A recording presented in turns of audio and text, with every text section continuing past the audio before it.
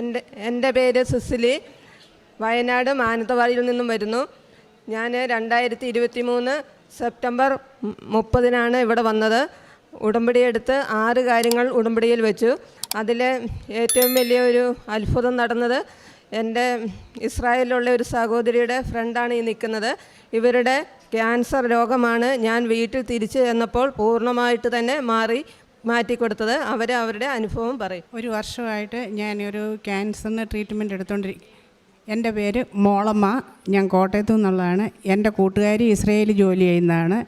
അവളാണ് അവളുടെ കൂട്ടുകാരിയോട് വിളിച്ച് പറഞ്ഞത്. ഞാൻ റൈസ് ട്യൂബ് ഇട്ട് കിടക്കുന്ന സമയത്ത് ആ ഫോട്ടോ കാണിച്ചാണ് പറഞ്ഞത്, ഇത് ഫോട്ടോ കൊണ്ട് അച്ഛനെ കാണിച്ച് പ്രാർത്ഥിക്കണം, എത്രയും പെട്ടെന്ന് സുഖമാകണമെന്നും പറഞ്ഞു. അപ്പോൾ എനിക്ക് റേഡിയേഷനൊക്കെ എടുത്തുകൊണ്ടിരിക്കുന്ന സമയത്ത് ആയിരുന്നുകൊണ്ട് എനിക്ക് വെള്ളം പോലും ഇറക്കത്തില്ലായിരുന്നു. ഞാൻ ട്യൂബിട്ട് ഇങ്ങനെ കിടക്കുന്ന സമയത്താണ് ഇവർ വന്ന് ഉടമ്പടി എടുക്കുന്നത്. ഞാൻ ആദ്യമായിട്ടാണ് ഇന്ന് ഈ ചേച്ചിയെ കാണുന്നത് പോലും. ഉടമ്പടി എടുത്തുകൊണ്ട് പോയ അന്ന് മുതൽ എനിക്ക് ട്യൂബ് കിടക്കുന്നത് ഭയങ്കര ഒരു ബുദ്ധിമുട്ട് പോലെ തോന്നി.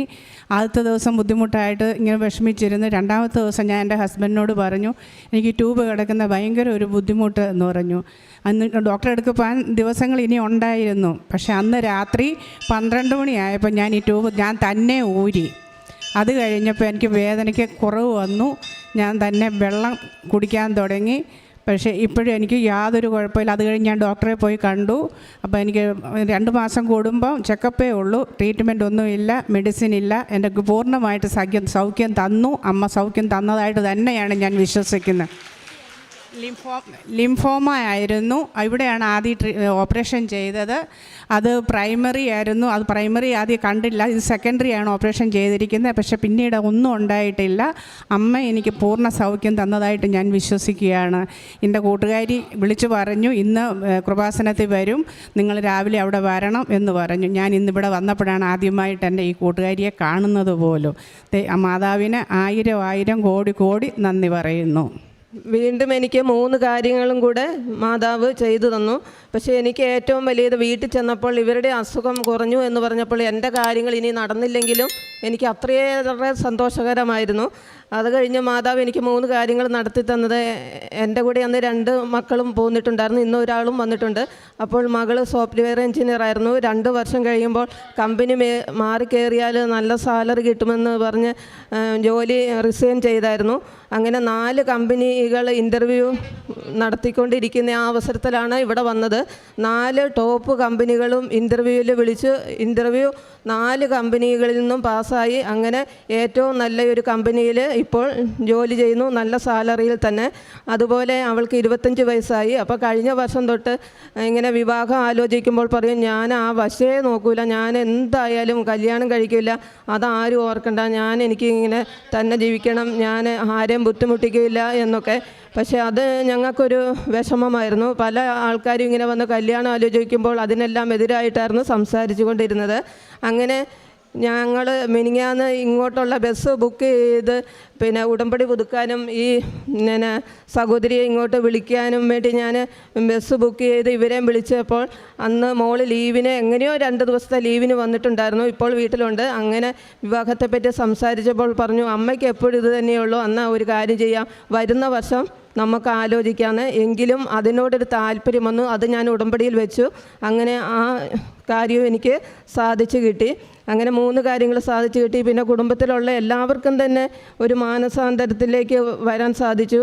അതായത് ഹസ്ബൻഡൊക്കെ എല്ലാ ഞായറാഴ്ചയും മുടങ്ങാതെ പള്ളിയിൽ പോകും. എന്നെക്കാളും മുമ്പിൽ തന്നെ എണീറ്റ് രാവിലെ തന്നെ 7 മണിയുടെ കുർബാനയ്ക്ക് എൻ്റെ ഹസ്ബൻഡാണ് പോകുന്നത്. പിന്നെ ഉടമ്പടിയിലില്ലാത്ത പല കാര്യങ്ങളും മാതാവ് ചെയ്തു തന്നു. ഞാനിങ്ങോട്ട് പലരെയും എൻ്റെ അനുഭവങ്ങളും അനുഗ്രഹങ്ങളൊക്കെ വെച്ച് മാതാവിലേക്കുള്ള വിശ്വാസം വളർത്തി. ക്രൈസ്തവ സഹോദരി അവൾക്ക് ഒരു ഷെട്ടിലായിരുന്നു ജീവിച്ചുകൊണ്ടിരുന്നത്. വീടെന്നുള്ള സ്വപ്നം കുറേ വർഷങ്ങളായിട്ട് പേറിക്കൊണ്ട് നടന്നിരുന്ന ഒരു കൂട്ടുകാരി തന്നെയായിരുന്നു.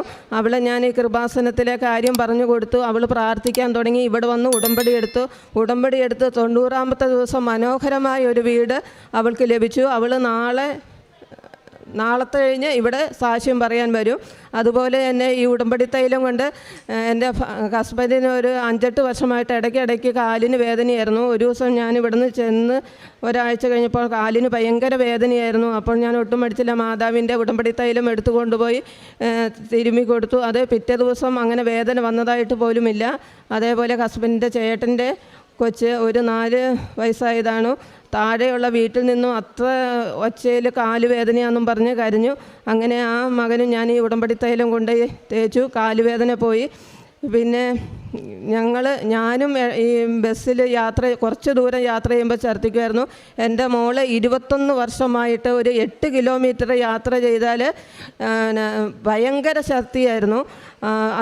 അത് കാരണം ദൂരെ പഠിക്കാൻ വിടാനോ ജോലിക്ക് വിടാനോ ഒന്നും അവളെ വിടാൻ സാധിച്ചിരുന്നില്ല. അങ്ങനെ കൃപാസനത്തിൽ വന്ന് ഇങ്ങോട്ടും യാത്ര ചെയ്തു, അങ്ങോട്ടും ഇത്രയും കിലോമീറ്ററുകൾ സഞ്ചരിച്ചിട്ട് ഒരു കവിള് പോലും ഛർദ്ദിച്ചില്ല ഇന്ന് വരെ. പിന്നെ പല ദൂരയാത്രകളും ചെയ്തു, ഇന്നും എൻ്റെ കൂടെ വന്നിട്ടുണ്ട്.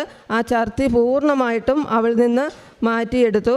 പിന്നെ എൻ്റെ ഈ വിശ്വാസത്തിൽ പലരും എന്നോട് പ്രാർത്ഥനകൾ ആവശ്യപ്പെടാറുണ്ട്. അവരെല്ലാം പറയുന്നത് കാര്യങ്ങൾ സാധിച്ചു. എന്നോട് ഇന്നും ഒരു 4 പേര് പ്രാർത്ഥന ആവശ്യപ്പെട്ടുകൊണ്ടാണ് വിട്ടിട്ടിരിക്കുന്നത്. അവർ പല ഉടമ്പടി വസ്തുക്കളും മേടിച്ചുകൊണ്ട് എല്ലാം പറഞ്ഞു പ്രാർത്ഥിക്കുന്നവർക്ക് അങ്ങനെ ഞാൻ പ്രാർത്ഥിക്കുന്നതൊക്കെ അവർ സാധിച്ചു കിട്ടുന്നുണ്ടെന്നാണ് പറയാറ്. പിന്നെ പ്രേക്ഷിത പ്രവർത്തനമായിട്ട് പത്രം വിതരണം ചെയ്യലുണ്ട്. പിന്നെ രോഗി സന്ദർശനം, ചെറിയ ചെറിയ സാമ്പത്തിക സഹായങ്ങളും ചെയ്തു കൊടുക്കുന്നുണ്ട്. അങ്ങനെ ഒരുപാട് ഇനി പറയാനാണെങ്കിൽ കുറേ അനുഗ്രഹങ്ങളൊക്കെ ഉണ്ട്. ഇത്രയേറെ അനുഗ്രഹങ്ങൾ തന്ന ഇനിയും മാതാവ് സംരക്ഷിക്കുമെന്നുള്ള ഉടമ്പടി ഇന്ന് ഞാൻ പുതുക്കിയിട്ടുണ്ട്. അപ്പോൾ മാതാവ് തന്ന 1000 സഹായങ്ങൾക്കും പിന്നെ ഞാൻ നന്ദി പറയുന്നു. മാതാവിനോടും അമ്മയുടെ തിരുക്കുമാരനോടും 1000 നന്ദി.